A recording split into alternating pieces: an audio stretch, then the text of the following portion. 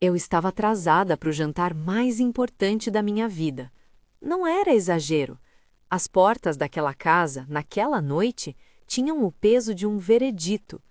David vinha falando sobre aquilo desde que nos conhecemos. Dizia com a seriedade que o medo lhe emprestava que era a ocasião, o encontro com Arthur Sterling, seu pai, o homem cuja aprovação definia tudo no pequeno mundo que ele ainda estava construindo. Eu me senti pequena diante daquele calendário que não era meu, diante das regras que pareciam escritas para quem nascesse sob um mesmo terno. Saí de casa com o coração apertado, um vestido que mal sentia confortável e um cachecol de cachemire enrolado no colo como um talismã. A avó me havia dado aquele cachecol no meu 21º aniversário, com uma frase repetida como uma bênção. Leve calor onde puder, Ava. Não acredita só nas portas que se abrem por fora. Eu pensei nela enquanto descia as escadas correndo, apertava o casaco e contava os minutos, tentando domar a ansiedade como se fosse um animal barulhento. Peguei o trem. A cidade estava cinza, o vento parecia ter tomado partido da pressa. No banco à minha frente, um casal falava de trivialidades, uma criança batia no vidro com a mão e eu repetia mentalmente o discurso que ensaiei tantas vezes. Não era só encontrar um homem, era encarar uma expectativa antiga, uma sorte de tribunal que, para David, tinha a forma de elegância e pontualidade. Eu precisava chegar na hora, impecável, medir minhas palavras, não comer de boca aberta, não suar, não esquecer nada. A lista de códigos que me foram transmitidos por David parecia eterna. O trem parou. Desci e atravessei a praça que levaria direto à rua onde ficava a mansão do Sterling. O relógio da estação brilhava, indiferente. E foi ali, no meio daquele trajeto, que tudo mudou. Havia um homem sentado em um banco, os ombros curvados, o casaco fino demais para o vento. Não era a pobreza de um quadro, era a pessoa concreta, com as mãos raspadas pelo frio, olhos que guardavam fadiga e um pacote enrolado ao lado como se fosse tudo o que restava. Ele observava as pessoas passarem com a distância de quem não espera nada. No bolso do meu vestido, guardava o único sanduíche que havia preparado. Um sanduíche com pão caseiro, abacate e peito de peru, porque eu preferira trazer algo prático para a noite. Eu podia sentir o cheiro ainda. Era pequena, insignificante diante das grandes decisões daquele jantar, mas era o meu alimento. O rosto do homem me tocou de uma maneira que não combinava com a pressa que me arrastava. Não pensei em regras, pensei em calor. Abri a cesta de papel, desembrulhei o sanduíche com as mãos que tremiam de nervoso e aproximei.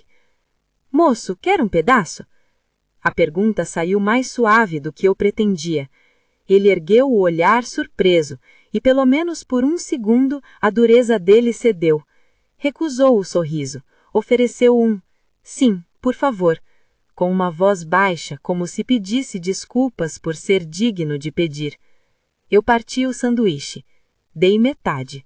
Ele comeu com uma atenção quase cerimonial, como se estivesse saboreando mais do que o alimento. Talvez memória, talvez uma gentileza que raramente lhe era oferecida. Está atrasada? Ele perguntou depois, sem juízo, apenas observando meus olhos preocupados. Não respondi. Balancei a cabeça. O vento sussurrou e o cachecol no meu colo parecia queimar com a culpa da frieza alheia. Eu lembrava do ensaio que fizera diante do espelho, do brilho do cachemir que eu recebera como promessa silenciosa de aceitação. Era meu trunfo. Se eu chegasse com ele, as dobradiças da sala de jantar se abririam com mais facilidade. Mas diante daquele homem que tremia, diante daquele gesto simples de dividir o que tinha, o cachemir parecia um absurdo. Você está com frio, eu disse. Foi um pulo da pontualidade para a compaixão, uma mudança brusca e culpada. Ele riu baixinho, um riso de quem não quer ser compadecido. Estou acostumado. Não deveria. Fui até o meu casaco, tirei o cachecol com um movimento que soou mais arrojado do que eu me sentia e envolvi os ombros dele. O tecido assentiu ao corpo dele como se só então aquele corpo fosse reconhecido digno de calor. Ele ajeitou o cachecol com um gesto de surpresa, ergueu a mão e tocou o fio com delicadeza, como se fosse algo frágil. Senti meu pulso disparar. Olhei para o relógio. 10 minutos até o horário que David considerava aceitável. 10 minutos que pareciam bilhetes de mentira em minha mão. O homem sorriu de novo, com a cautela de quem aceita um presente sem crer que o merece. Obrigada, eu murmurei. Sério, obrigada. Eu sabia que teria que correr. A praça ficou atrás de mim, o sabor do sanduíche ainda no paladar como um segredo. Saí andando rápido, mas não consegui afastar a imagem dele me olhando com os olhos cheios de algo parecido com gratidão. Cheguei na entrada da propriedade com o coração no limite. A mansão dos Sterling era daquele tipo que se anuncia sem palavrinha. Portas altas, colunas, um jardim bem cortado que parecia uma pintura. O portão abriu como se conhecesse quem vinha de dentro, e imediatamente senti o peso do olhar de David sobre mim. Ele me esperava com a postura de quem segurava uma prova. Seu rosto estava fechado e não havia alívio quando me viu. Onde estava? Foi a primeira frase, seca. Na praça, resolvi... Eu tentei explicar, mas as palavras não preencheram o espaço entre o banco e a poltrona onde ele estava plantado, com a autoridade de quem julga. Você sabe o que é esse jantar. É o pai. Pontualidade, aparência, não podemos dar motivos. A voz dele soava mais do que preocupada, soava atraída. E por um instante sentia a claridade crua do nosso descompasso. Para ele, tudo aquele conjunto de rituais era defesa. Para mim, era palco. Dissemos coisas rápidas e afiadas. Ele me acusou com a frieza de quem teme perder o que julga seguro. Eu me defendi não com argumentos, mas com a calma que me restava. Eu não faria nada que te prejudicasse, David. Só dei o que tinha. Não era algo planejado para atrapalhar. Ele queria perfeição. Eu ofereci humanidade. Ele queria um troféu. Eu dei calor a um outro corpo. E ali, entre o pórtico e a escadaria, a discussão foi um fio curto de tensão que quase se rompeu. O butler abriu a porta com a solenidade habitual, um homem de rosto tranquilo que cumpria o papel de mediador silencioso entre os dois mundos. Fomos conduzidos ao salão onde Arthur Starling costumava receber poucos escolhidos. A mesa era longa e impecável, com candelabros que derramavam luz como quem pretende iluminar mais do que rostos, queria iluminar almas. Eu senti que cada peça de porcelana avaliava meu vestido. E então, o homem que eu vira na praça estava ali, não como lembrança, nem como metáfora. Ali, sentado à cabeceira, estava aquele mesmo homem, mas com uma presença que apagava qualquer rótulo. Havia nos seus olhos a mesma profundidade que vi no banco, mas a postura era outra, e a transformação não estava no tecido que cobria o corpo, estava na autoridade tranquila que sua voz emprestava às palavras. O cachecol de cachemir repousava nos seus ombros como se sempre tivesse sido dele, como se tivesse uma naturalidade ancestral. A cadeira grande de mogno parecia pequena diante da diferença entre o que o tecido dizia e o que ele era. David ficou pálido. Eu sentia a mudança de temperatura entre nós. Era como se um vento novo entrasse pela casa. Arthur olhou para mim com uma espécie de curiosidade desarmada, não julgadora. Você me deu algo que eu precisava, disse ele de forma serena, como quem descreve o tempo. A mesa fez silêncio, não por ordem, mas por atenção. Foi nesse momento que percebi que não estava em um jantar a ser avaliado por manuais. Estava diante de uma pessoa que, por dentro, sabia testar sem dúvida. Arthur não era um enigma apenas porque se ocultava, fazia-se presente com escolhas próprias. Ele era o tipo de homem que, tido como inacessível, escolhia este jogo. E suas escolhas eram frias, sem espetáculo de crueldade. uma série de provações que, para alguns, soavam como castigos. Eu poderia ter me encolhido. Ao invés, senti um impulso antigo de explicar, de reparar, de dizer por que o fizera. Mas a voz dele veio como uma pergunta posta sem antemão. Por que você tirou o cachecol? Eu contei em poucas frases a história do sanduíche, do banco, do frio que me tocou de repente. A narrativa saiu como quem agradece uma chance, simples e verdadeira. Você acha que era uma boa escolha? Ele continuou, e a pergunta, mais do que buscar resposta, parecia sondar o meu coração. Sim, eu respondi. Achei que era o certo. Arthur sorriu, sem triunfo. É notável quando a coerência do gesto não depende de plateia. Você deu calor sem pensar em retorno. As perguntas que vieram depois pareciam um filtro que deixava cair qualquer pó de vaidade. Quem eu era, de onde vinha, o que fazia quando ninguém via. Ele me perguntou sobre minha família, e eu falei da mãe que lavava pratos para sustentar a casa, do pai que consertava carros, do irmão que preferiu partir a aceitar um título que não sentia seu. O nome do irmão veio com peso. Ele havia sido, segundo David, mal orientado. Palavra mais apropriada para o que era abandono de propósito. Arthur ouviu tudo com atenção, e a cada resposta parecia afiar mais seu conceito de quem eu era. Perguntou também sobre o livro que eu estava lendo. Não era um livro famoso, apenas um romance que me acompanhava nas noites, e quando falei sobre uma passagem, ele riu com genuína surpresa. Gosto de quem lê por prazer, não por estatística. A noite não era só um jantar, era um exame de alma vestido de hospitalidade. Cada pergunta tinha a leveza de quem não precisava provar poder, apenas conhecer o outro. David, por sua vez, estava cada vez mais quieto. A postura dele foi mudando de impaciente para miserável. A máscara da segurança rachou. Era estranho ver um homem acostumado a ser o centro desconcertado diante de quem tinha a coragem de ser só humano. Em certo momento, Arthur tocou no assunto da família. Falou do irmão mais velho de David, do que acontecera quando ele cruzou as fronteiras do entendimento do patriarca, uma palavra elegante para expulsão. Ele deserdou o próprio sangue por medo do diferente, disse Arthur, e o tom teve um deslize de tristeza. Não era apenas sobre dinheiro, era sobre a habilidade de perdoar. Eu pensei no irmão deserdado como uma sombra que atravessava o salão, uma lembrança silenciosa de escolhas que marcam. Quando a conversa voltou para mim, Arthur perguntou se eu tinha medo de errar. Aquela pergunta me atravessou de maneira simples. Sim, confessei. Tenho medo de decepcionar as pessoas que eu amo, mas tenho mais medo de não querer ser a pessoa que me orgulho de ser. Ele olhou para mim com os olhos pequenos que carregavam muitas histórias. Ava, disse, como pronunciando um nome que lhe era novo, mas difícil de esquecer. É notável que você saiba qual figura vale mais, a do gesto ou a da aparência.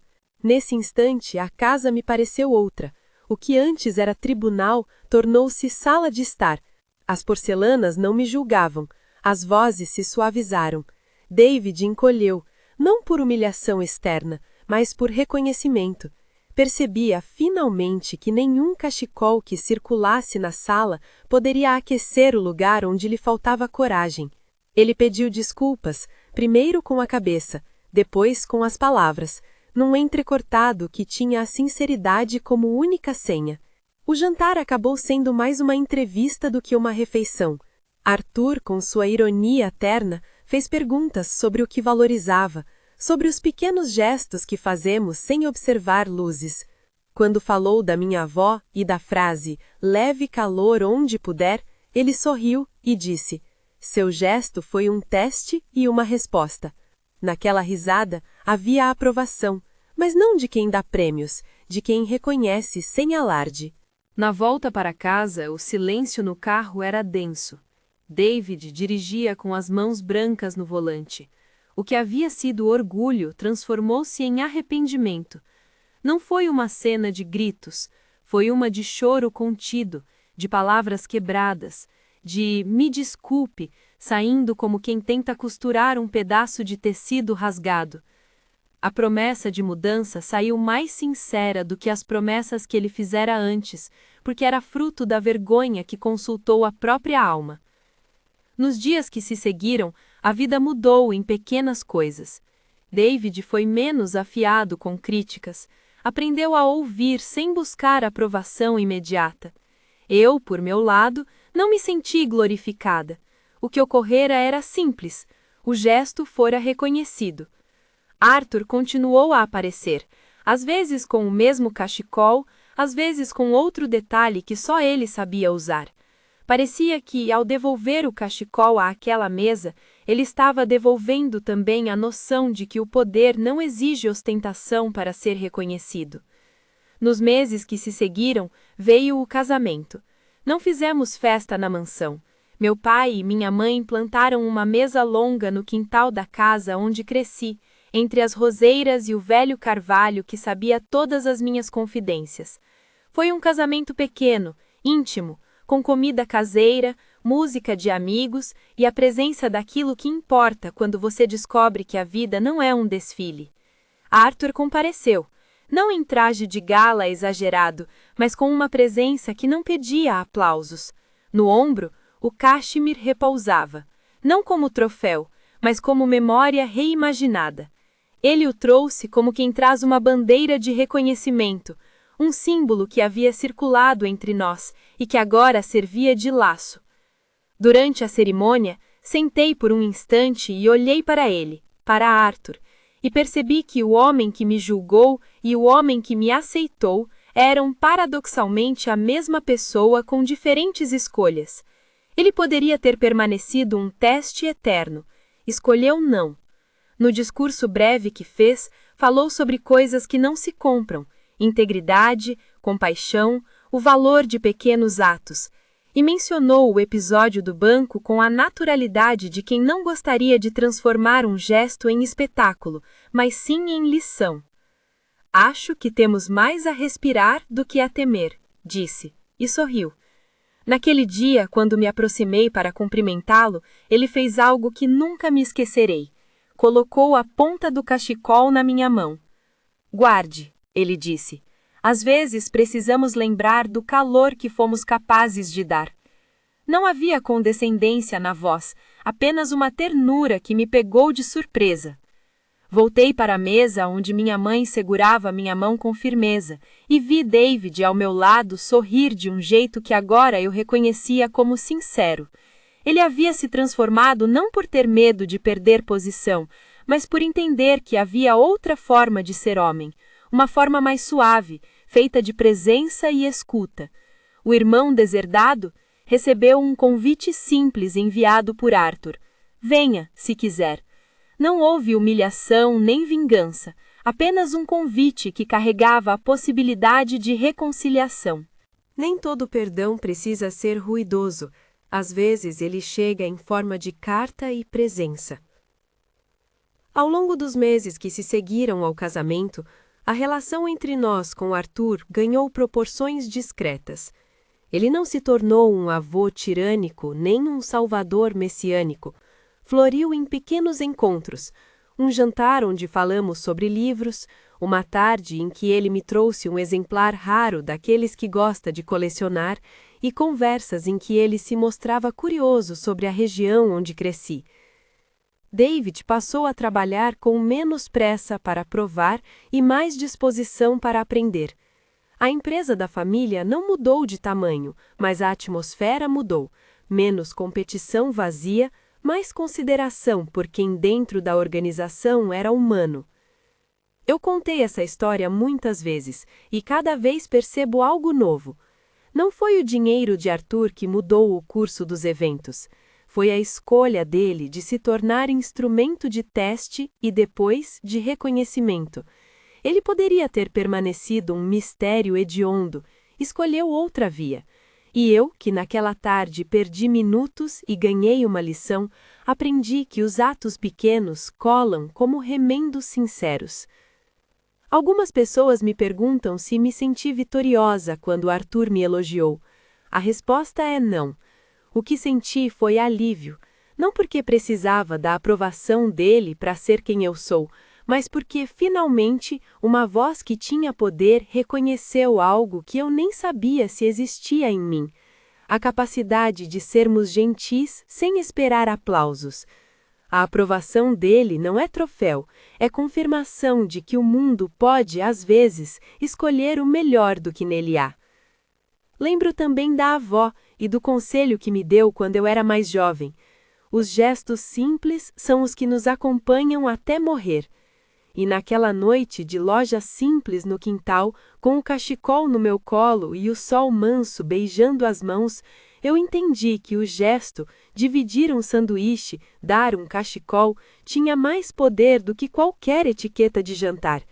Esses gestos silenciosos costuram vidas de forma que ninguém nota, até que tudo se torna visível em um abraço. Se você chegou até aqui, talvez esteja assistindo de algum lugar onde as luzes da cidade são diferentes, ou talvez de uma sala simples com um cobertor no sofá. Me conte, onde você está vendo isso? Já teve um momento em que preferiu ser gentil em vez de ser perfeito? Escreve para mim nos comentários.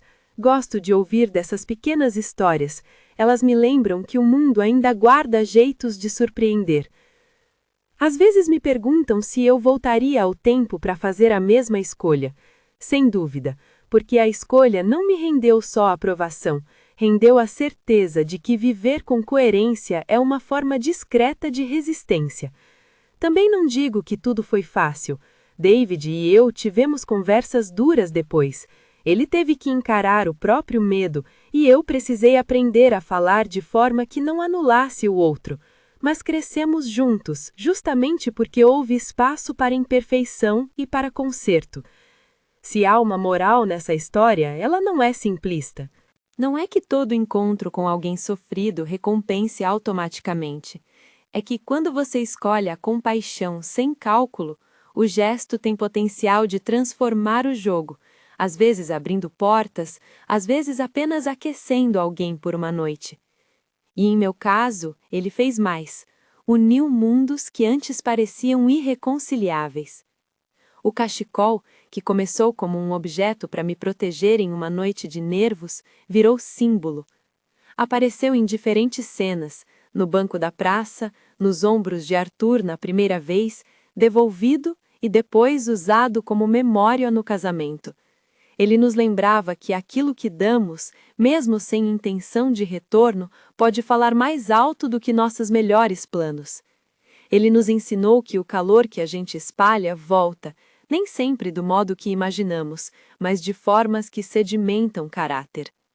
Algumas pessoas cantam histórias de riqueza como se fossem conquistas únicas, outras contam sobre momentos de compaixão como se fossem heroísmos isolados. A verdade é que o que muda as relações é a vontade de olhar além do próprio reflexo. David aprendeu isso. Eu também. Arthur talvez sempre saiba isso e escolha confirmar ou não nas suas provas. Eu agradeço por ele ter escolhido, naquela noite, confirmar. Para você que me escuta agora, a pergunta final que faço é simples e incômoda, no melhor sentido. E você? O que faria se ninguém estivesse olhando? Pense nisso, não como um exercício de culpa, mas como convite. Às vezes, o gesto pequeno é tudo o que precisamos para lembrar qual parte da nossa humanidade vale preservar. Se essa história tocou você, se trouxe uma memória ou uma vontade de agir, curta e se inscreva para ouvir outras histórias que lembram como pequenos atos podem transformar vidas. E, por favor, conte nos comentários onde você está assistindo e qual foi a vez que optou pela gentileza em vez da perfeição. Adoro ler cada relato e aprender com a coragem silenciosa de estranhos. Obrigado por estar aqui, por ouvir uma história que começou com um sanduíche e acabou por redefinir o que significa aprovação. Às vezes, a maior prova de caráter é justamente aquilo que ninguém está olhando. E é bom saber que ainda existem escolhas que valem a pena.